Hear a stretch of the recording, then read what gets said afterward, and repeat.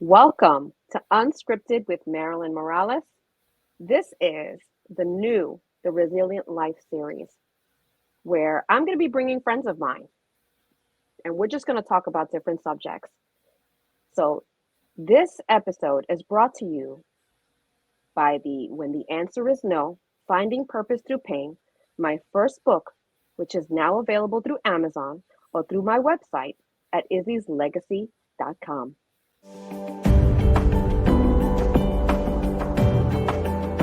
Marilyn Morales wants to teach others how to overcome grief, trauma, and PTSD with her book titled When the Answer is No, Finding Purpose Through Pain. I serve others every single day on location at the 9/11 Memorial. Marilyn has spread her story on the podcast circuit. She shared that her trauma started during 9/11 as a nurse in New York. That was followed by the death of her daughter, Isabella, Izzy, from a rare form of leukemia. To order her book, which comes out January 7th, 2023, you can visit izzy'slegacy.com. So today, my guest is Jeanette Mendez. She happens to be a childhood friend of mine. Today, we were supposed to be interviewing someone, and unfortunately, that person had to reschedule. So I said, hey, why don't we just get on here? Because this is what Unscripted is about. Let's just get on here and talk about different subjects. This is something I had wanted to do, a different kind of series where we just talk and have conversations about different things that are either going on in the world, going on in our lives, and can relate to other women, other men too, right? So Jeanette, tell my viewers all about you. Hi, I'm Jeanette Mendez. My career is a school psychologist, but I also maintain two other jobs, which are very, very different. One of them being a server at a hotel, and the other one is I'm a camp director for the summer. And yes, I have known you, Marilyn, for umpteen years. And I know she doesn't want to say it because she doesn't want to reveal our age because we look so fabulous. Absolutely. Listen, my birthday's coming up, right? On Monday. 2 days. and this decade of my life, okay, I'm going to say it. I'm in my 50s, right? And I wasn't happy about it. But hey, we're making it through. But yeah, we've known each other for a very long time. We met each other as teenagers, right? When we grew up in Brooklyn, New York. We met as teenagers as we were going to this church called All Saints Church in Brooklyn. And we went through a lot of stuff, and we've been through a lot of stuff throughout both of our lifetimes, And even though we live in different states right now, we've always been a support for one another. As we say, we're only a phone call away. And one of the things that I always talk about, and I just mentioned to Jeanette, is when people talk about my life and everything that I've gone through, they like to use the term strong. And I know with you, they've done the same thing, right? They say how strong you are, what a strong woman you are. And I happen to not like that word, right? Because strength is very subjective. Yes. So I like the word resilient, which is why I'm calling this series the Resilient Life series. Because there's a lot of stories out there about what is resilience. And that's the ability to bend and to pivot when things are happening, when things are going, quote unquote, wrong, right? Life is always going to have challenges. We have to be able to face those challenges as mothers, as models for other women.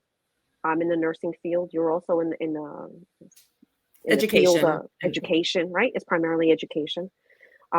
You've done a lot of things in your life. So we're models. People look up to us. People look to both of us for advice all the time. And so I believe, models of resilience rather than strength. What do you think about that? I agree, because like you were saying, to me, strength is kind of situational. Okay, because you can be strong in a situation. You can be strong when you're going through, let's say, a grieving process or something like that. But resilience is, to me, it's long term, and it's like life. It's till the end of your life, because resiliency is something that you just carry with you all the way, because whatever has happened to you to make you resilient, that's not going to go, that doesn't go away. That stays with you, and you kind of build on that as you go through life. What are your thoughts about whether resilience is something that you're born with, or is it something that can be taught? It depends a lot, I think, on the person also. Because I like, working in the school system, I work with families all the time, and I work with children with very, very different backgrounds all the time. And you can see situations where you have siblings raised in the same household that have gone through the same issue, whether it's trauma or something like that, and they will react very differently Yes. to it. You know what I'm saying? So with the same parenting, like I said, the same environment, the same structure, you can still get two very different outcomes. Oh my Okay, gosh, that is perfect. where Yes. one absolutely, he goes over the hill and over the mountain, and the other one may not. The other one may have a much more difficult time. So I really think a lot has to do with the person, and their drive and kind of like how they see things as well. Yes. So that, it really, to me, it really depends more on the person. No, listen, that was a perfect example of that because I believe it's both.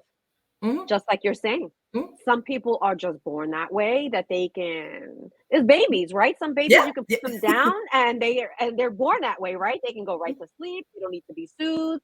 And then there's other babies that you gotta have to carry 24/7, go to bed with them. Right. They cannot self-soothe, right? Right. I always say I was not born resilient. I was not born resilient. I know that for a fact because I was extremely shy. I would hide behind my parents as a little girl. I didn't want to talk when they started me off in pre-K. I remember it because to Mhm. me it was traumatic. I was 3 years old when they put me into pre-K. And I remember being traumatized by the whole thing because I didn't want to talk to other little kids. Yeah. I was afraid of them. Yet I had two older siblings, had a younger baby sister. I had plenty of cousins, so it's not like I wasn't exposed to children, right? Or exposed to other people. But when put in other situations outside of my family, I had trouble adjusting, Mhm. right? But go ahead, what's the question? Well, I was just thinking like too when you were talking about growing up also, as a child in terms of resilience. I was also super, super, super shy. I remember it was so bad that the teachers would legit call me weird. Okay. Because I was Here, so, you so are shy weird. and things like that, and so You are weird, afraid just in too. case. But on the other hand, I was very intelligent, and I would do things like spelling bees. I would do all the dramas. I would do, the chorus. I would do all this kind of stuff. But right when it came to like interactions and some relationships and things like that, was a whole different story.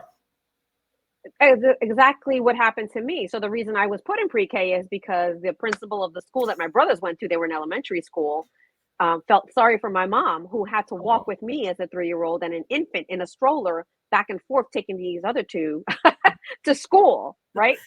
And so he felt really bad for her and he was like, "Why don't you leave her? Leave her here in the oh. school with her brothers, and let's see how she does." Right? But I already knew my letters, I knew my numbers. I was only 3 years old. Mhm. I was already starting to read. So, and when it came to that stuff, because I had that one-on-one time with my mom, right, while the boys were in school, she was teaching me all these things and I was catching on. So, yeah, I was able to do those things. But when it came to interpersonal relationships, I was like, "No, I don't want to. I got enough with these brothers that I have." Right? I don't need anybody else. And I didn't want to be away from my parents at that time. That's why I said I know that it was traumatic for me because I remember being scared. I remember going off on the side and not wanting to talk to anybody. Mhm. But here's how resiliency was taught. My mother made me go every day, right? And even though I was crying, she says, "I'm here." She kept telling me, "I'm here. There's nothing to be afraid of." And there was a conversation on the way to school. There was a conversation after school. Um, there was a mommy's here, right? You have nothing to fear. Mhm. You can do this. So every day it was a conversation with my mom that you can do this throughout my lifetime. You know, every time I ran into something that I felt I couldn't do as I was growing up, she was like, "No, you can. You can. And this is how you're going to navigate that. And just do it. What's the worst that can happen?" That was her favorite thing. What's the worst that's going to happen to you? Yes, your mother was an incredible support. Yeah. Wonderful, wonderful, wonderful woman. Incredible support. And I can Uh, absolutely see her telling you every day, "No, you're going to do this and it's okay. And you're going to do this and it's okay." Yeah, You'd be like, because and listen, I know in her mind she was like, "No, girl, you need to stay in school because I'm not walking back and forth with you." "I need a break. I need Not like you walk fast. I'm 3 years old, walking, especially in New York. And let's talk about that. Let's talk about that. In New York, you had to walk to school, and these are New York blocks, Yeah, right? during the snow. Now they have all these snow days. I don't remember having all those snow days. I remember No, when it was like the snow had to be no. up to your knees to have a snow day. Otherwise, I remember walking and it was snowing and it was Right. freezing and you'd have to walk to school. And same thing, my mom would be there to pick me up to walk all the way back, all those city blocks in the cold. In the cold.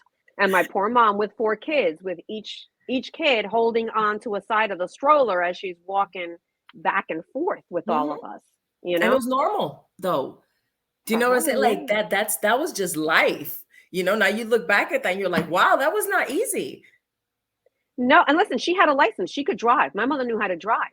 But we were not well off. We had one vehicle. And my father had that vehicle to go to work, and he worked night shift. So Mhm. he was gone during the times that she needed to go, and he was sleeping. So initially she would, but once you have the baby, there's a lot that went along with a baby and all these other children. So for her it was just easier. Let's just pack everybody up. And there was no, it's too cold. It's put 2 hats on, 2 socks on, get your gloves on, and let's keep it moving. Out the door. Let's go. Out the door. It's to like speaking of having to go to school. This is just a little side story. It's so funny. I was never absent in school, no matter what, all the way from kindergarten through 8th grade. Because I remember I got an award from I think his name was Howard Golden or something like that. He was the Brooklyn president, and I got an award. But just a real funny story was I even though, like I said, I was really shy, but I really loved school. I loved learning. Every day was a new experience, and I just enjoyed. I took it all in. But there was a time that I was like sick, and I used to get like these rashes if I ate certain things. But so I had one of those rashes. Turns out I had chicken pox. I went to school Oh, with with chicken chicken pox. pox and spread it to other children. Sharing is caring. You want to talk about resilience? No, You went to school with the chicken pox. Listen, that's how it used to be. right? Vaccines. You just got sick. Yep. Here. I don't even know. Listen, I'm not going to get into the controversy about vaccines. I'm not going to do that. but I myself, for whatever reason, didn't take to the vaccines. I had the MMR vaccine, right? The measles, mumps, Oh. rubella vaccine as a child, right? But I still got the mumps. So it wasn't until I was older and started nursing school in high school, right? Where you had to take your titers and figure out, because Right, you right. need your vaccines. You can't deal with Mhm. sick people unless you have that. So they made us get blood tests, and I found out that I was not immune to the measles. Oh. So guess what? That MMR didn't work. Not in me. Oh. I ended up having to get a booster, thinking I was safe. Yet I had already been exposed to kids with measles in the hospital while I was in training. Because back then, Right. in the 80s, okay, we trained in wards in hospitals. So I'm they were sure. very different, right? And I was in a ward with kids that had measles. And I never caught it, thank God, but I was never immune to it. And then I discovered again when I went to go work for the Department of Health of New York City. When I became a public health nurse, I had to go through the same thing where they had to do your titers and make sure you were immune, because I was going to be working with children in the schools. And once again, found out that guess what? I'm not immune. Mm. Even though I had that booster, I had to get a second booster. I was not immune, except to the mumps, because I had gotten the mumps. So getting the sickness actually worked better than getting the And yeah, vaccine. I had Just to sick take one of people. those tither things also going when I was getting my master's in forensic psychology. For some reason, they required our health stuff, and there was something I had to take, and I was like 20 something. I was like, "What? I have to go take a shot? Are you kidding me? Like this is Here we go I'm again, too old for right? this." The things that they make us go through just to get through that. But that's also, see, the kind of things that we do. And I think, you and I were having a conversation about parenting, Mhm. and that speaks to the type of parenting. And there's a lot of jokes about it, a lot of TikToks about kids that grew up in the 90s like we did, or the 80s that we did. But that was how we were taught resiliency, because we were made to do all of these things.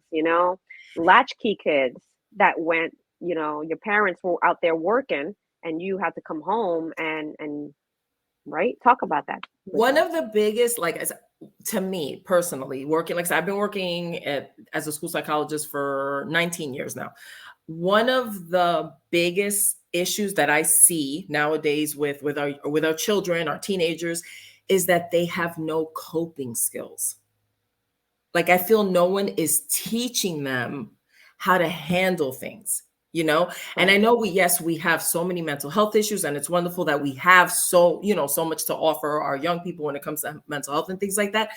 But in all honesty, I just see, like, especially, all the way from kindergarten all the way, to high school, these children are just having such a difficult time just managing daily problems that can be resolved, and they're blowing up into these insane situations where children are having to receive extensive mental health, therapy, Sure. including being Baker acted, including, having to go to a residential, because just for simple things that, and I feel some of it is because as parents, they're kind of letting a lot of that parenting go onto the cell phones, to the iPads. Because I can't tell you how many times we'll sit there, we'll have a meeting, they bring the siblings, the first thing that parent is doing, here, have the phone, have the iPad, and that's become the new babysitter. And these children are not learning how to deal with daily life situations when it comes to relationships and interactions, and how to deal with people, and and how to understand social cues, and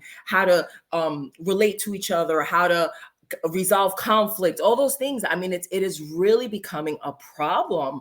And like I said, it's blowing up into all these other mental health issues, where I think a lot of it, if they were either taught, shown, a lot of it is also they're not see it. Some of our parents, unfortunately, are victims to the situation, and they just fall into this deep rat hole, and that's what the children are seeing and experiencing. So they're in their head, this is how you deal with something, you know what I'm saying, by letting it just kind of spin out of control, and not being able to grasp it, grasp it by the horns and actually address it. So that, that's one of my biggest concerns, that they're really lacking a lot of coping skills. Yeah, that's very interesting, because how do you reverse that now? So if we have this culture of children, right, and absolutely they have resources available to them that we never had, Everywhere, right? They everywhere. can Google this whole thing, where it was to advance society has really been a detriment to society Hmm. because of that. Because yeah, the new babysitter is this. You've got, a lot of single parent homes, or two, you can't survive unless both parents are out there working. So then what do you do with your children, right?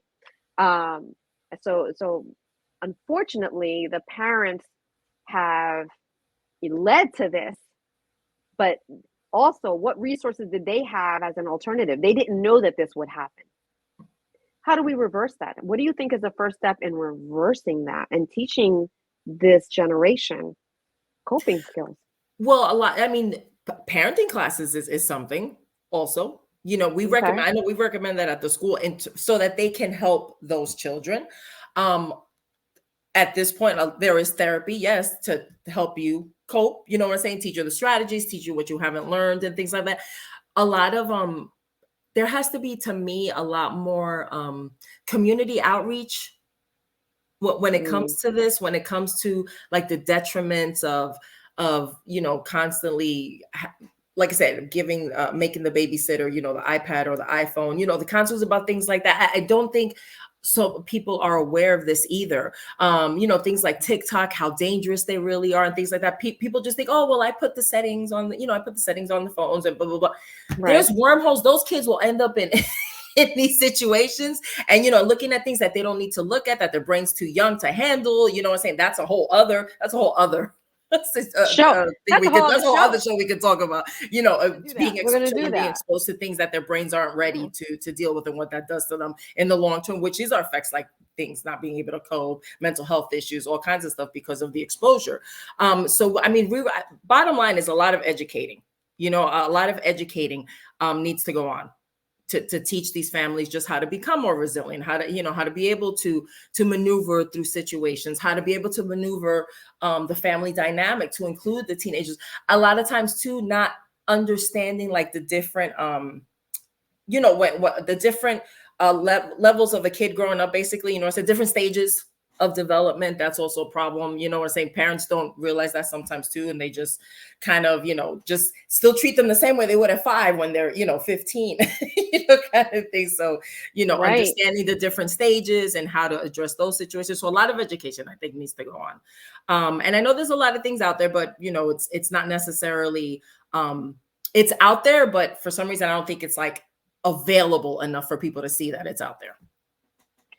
I say the same thing when it comes to such as the mission that I have behind everything that I do, which is the having people join that registry, to be the match registry. Not enough education for our people, right? Because the Yeah, people yeah. that are not represented enough, they're represented, but not enough, are the Hispanics, the Blacks, and the mixed ethnicity individuals, right? And it's Right, the same thing. My whole thing is because there's not enough education out there, trusted education. right. There is culturally a distrust for things that are out there. So they're not going to listen to that. So, how do we get the education to the at risk population where they trust it, right? And Mhm. sometimes, let's be real, sometimes we're working 16-hour days and then we're coming home and having to cook and having to clean and having to do that. Your mind can't move forward to, okay, well, let me sit down and read something Mhm. or see something. So we have to make it, number one, easy. Mhm. We have to give it maybe in short little 5-10 minute spots, something just like this, Right, right. where we can offer it to them, make it interactive, make it fun, and make it so that they understand, hey, there's a real problem here, right? And here are the resources for you that are available. They're free. Give you a little bit of insight onto how we can start turning this around, because it's Right. important. These children are our future. Right. And you're right too when talking about, like, I know there's a lot of stigma, even with mental health, in some cultures. Even just getting that type of help is a whole travesty to the family because we don't talk about it. We can't share this information. You know what I'm saying?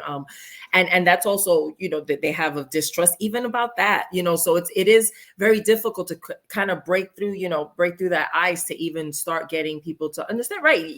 There is a lot of very good, trustworthy, useful information out there, and it's okay sometimes if you have to change something about how you parent, possibly change how you think. It's okay, there's nothing wrong with that, you know what I'm saying? Right. Like, and I know people just kind of get stuck, this is how we grew up, this is what all we've known, and they get stuck in that phase and they don't want to jump out of it. But to try to help them, no, there's other ways, and it's okay to change your mind about things as you go on in life, and it's okay to parent differently than your parents. It's okay to talk to your kids differently than you did 5 years ago. There's nothing wrong with that.